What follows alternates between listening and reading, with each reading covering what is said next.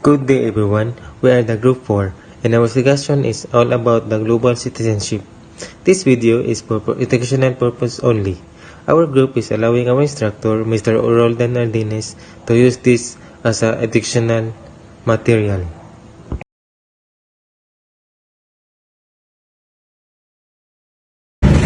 Global citizenship, to me, means recognizing and embracing our interconnectedness as people, regardless of nationality, race, or culture. It involves understanding that the challenges we face, whether social, environmental, or political, transcend borders and requires collective action. A global citizen is someone who feels responsibility towards the well-being of humanity as a whole, values diversity, respect human rights, and strives to contribute positively to both local and global communities. It's about fostering empathy, advocating for justice, and being mindful of how our actions impact the world. Global citizenship entails recognizing the interconnectedness of all people and taking responsibility for the impact of one's action on others worldwide. Ethical obligation of global citizenship include respect for diversity, valuing and respecting cultural, religious, and individual differences. Social justice, promoting fairness and equity in global economic and social systems. Sustainability, advocating for and engaging in practices that protects the environment and promote the well-being of future generations. Human rights, supporting and protecting the fundamental rights and freedoms of all individuals. Global awareness, understanding global issues such as poverty, climate change, and inequality, and recognizing how local actions can have global consequences. Active participation, engaging in civic activities such as voting, volunteering, and advocacy to improve communities both locally and globally. Responsibility, taking ownership of one's action and their impact on the global community, including ethical consumption and supporting fair trade. By fulfilling these obligations, global citizens contribute to a more just, peaceful, and sustainable world. Global movements of people, OFW, experience and political context. The government movement of overseas Filipino workers, OFWs, is shaped by several political factors. First, state policies. The Philippine government supports labor migration to boost the economy through remittance, but OFWs face challenges like exploitative contracts in poor working conditions, despite regulations from agencies like the POEA. The second one is international relations. Bilateral agreement with countries like Saudi Arabia in the UAE government, the employment of UFWs, but unequal power dynamics. Often, leave workers vulnerable to abuses such as wages, theft, and limited legal protections. Third, global governance. International bodies like the ILO advocates for migrant workers' rights, yet enforcement is inconsistent, leaving many FWs exposed to human rights violations, particularly in the Middle East. And the last one is economic pressure, where the remittance are critical of the Philippine economy. This reliance can lead to neglect of OFW's needs and domestic job creation. Political instability in host countries are also created insecurity for migrant workers. In summary, OFWs contribute significantly to global economy but face political and social vulnerabilities that require stronger protection.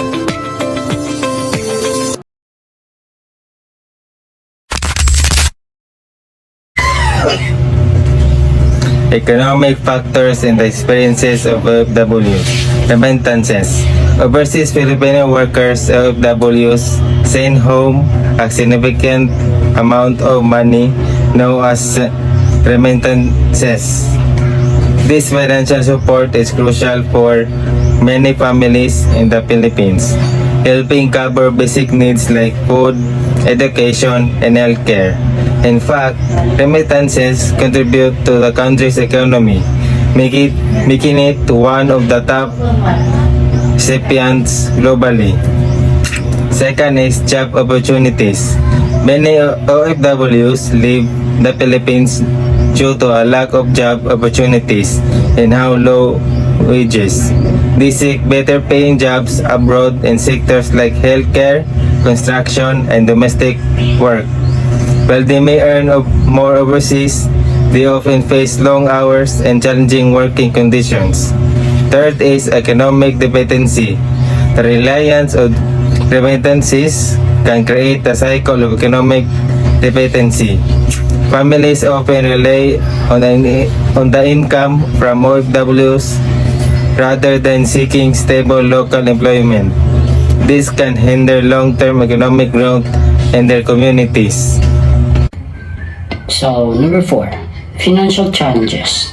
Despite earning more abroad, many OFWs encounter financial challenges. High cost of living in host countries and fees for recruitment agency can reduce their savings. Some also struggle to manage their finances effectively, leading into debt. 5. Investment in local economy. Many OFWs invest their savings back home, starting business or improving their homes. This investment can stimulate local economies and create jobs, so benefiting their communities in the long run. The OFW experience, a cultural perspective. OFWs are a significant part of global movement of people. They play a crucial role in the Philippine economy, sending billions of dollars in remittance back home each year. However, the OFW experience goes beyond economic contributions.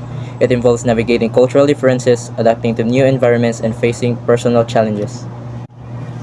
Cultural shock and adaptation. Moving to a new country can be a jarring experience. Culture shock is a common phenomenon that OFW face, characterized by feeling of disorientation, confusion, and anxiety. This stems from unfamiliar customs, social norms, and language barrier. Communication difficulties can be isolating and frustrating, hindering social integration and professional advancement. Cultural differences. Navigating unfamiliar social cues, religious practices, and dietary habits can be challenging. Adapting to these differences requires open-mindedness, patience, and willing to learn. Homesickness and loneliness. Being away from family and friends can be emotional draining. Homesickness is a common experience for OFW, especially during holidays and important family events. Limited social connections. Building meaningful relationships in a new country can be difficult, especially when language barriers and cultural differences exist. This can lead to a feeling of isolation and loneliness. Lack of support network. OFWs often miss the support of their families and communities back home, which can exacerbate feelings of stress and vulnerability. Cultural identity and resilience. The two-type OFW experience can have a profound impact on cultural identity. Hybrid identities, OFW, often develop hybrid identities, blending their Filipino heritage with the culture of their host country. This can lead to a sense of belonging in both places but also create a sense of being in between. Resilient despite the challenges they face, OFW demonstrate remarkable resilience. Their dedication to providing for their families and their ability to adapt to diverse environments are statement to their strength and determination. Conclusion: a global phenomenon with cultural implication. The global movement of people is a complex and evolving phenomenon with significant cultural implication. The OFW experience highlights the challenges and opportunities associated with migration, revealing the human cost of globalization. While OFW contribute significantly on their home countries' economies, their experiences underscore the need for policies that protect migrant workers' rights, promote cultural understanding, and address the social and economic factors that drive migration.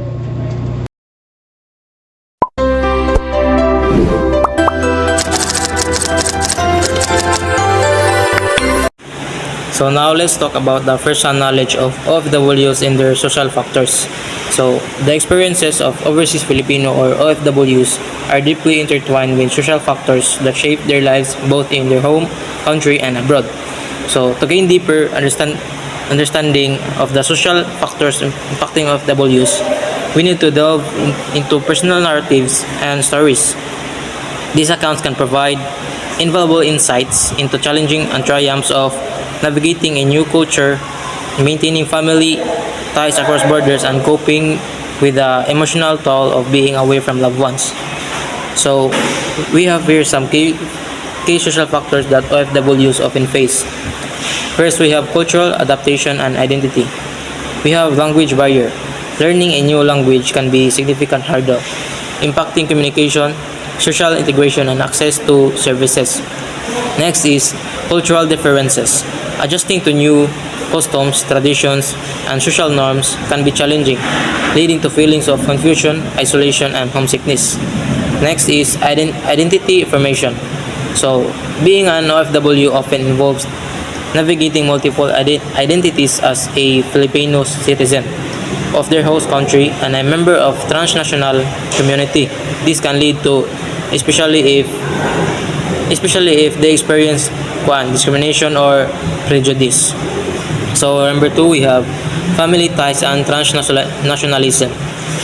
First, we have separation from loved ones. So the emotional impact of being away from family and friends can be profound, leading to feelings of loneliness, guilt, and anxiety. So we have also remittances and financial obligations. Sending money back home is a significant responsibility for many OFWs, often driving their decisions to work abroad and shaping their financial choices. And we also have transnational families. OFWs often maintain strong ties to their families back home, even while living abroad. This creates a unique dynamic of transnational cultural differences and shared responsibilities across borders. Gender roles and expectation. Number 1. Gendered labor market. OFW often find themselves in a specific sector based on a gendered expectation, with a human often employed in domestic work or caregiver roles and men in construction or manufacturing. Second, social and cultural norms.